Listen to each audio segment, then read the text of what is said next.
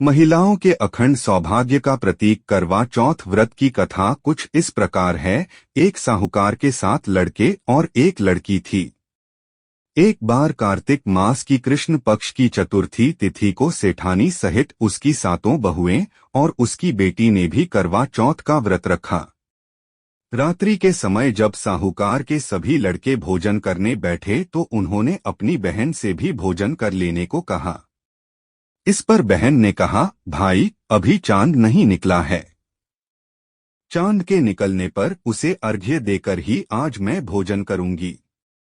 अपनी बहन के उत्तर को सुनकर साहूकार के बेटे नगर के बाहर चले गए और वहां अग्नि जला दी। फिर वापस घर आकर उन्होंने छलनी से प्रकाश दिखलाते हुए अपनी बहन से बोले, देखो बहन, चांद निकल आया है। अब तुम उन्हें अर्घ्य देकर भोजन ग्रहण करो। साहूकार की बेटी ने अपनी भाभियों से कहा, देखो चांद निकल आया है, तुम लोग भी अर्घ्य देकर भोजन कर लो। ननद की बात सुनकर भाभियों ने कहा, बहन अभी चांद नहीं निकला है, तुम्हारे भाई धोखे से अग्नि जलाकर उसके प्रकाश को चांद के रूप में तुम्हें दिखा रहे हैं। साहूकार की बेटी अपनी भाभियों की बात को अनसुनी करते हुए भाइयों द्वारा दिखाए गए चांद को अर्घ्य देकर भोजन कर लिया।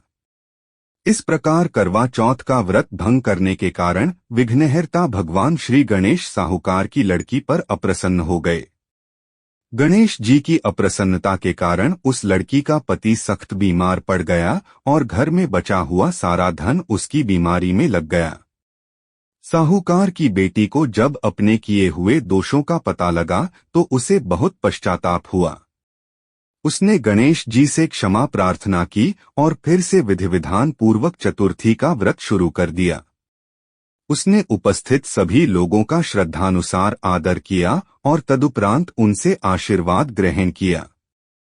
इस प्रकार उस लड़की के श्रद्धा भक्ति को देखकर एकदंत भगवान गणेश जी उस पर प्रसन्न हो गए और उसके पति को जीवनदान प्रदान किया।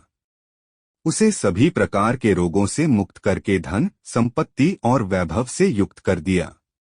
कहते हैं, इस प्रकार यदि कोई मनुष्य छलकपट, अहंकार, लोभ, लालच को त्याग कर श्रद्धा और भक्तिभाव पूर्वक चतुर्थी का व्रत को पूर्ण करता है तो वह जीवन में सभी प्रकार के दुखों और क्लेशों से मुक्त होता है और सुखमय जीवन व्यतीत करता है।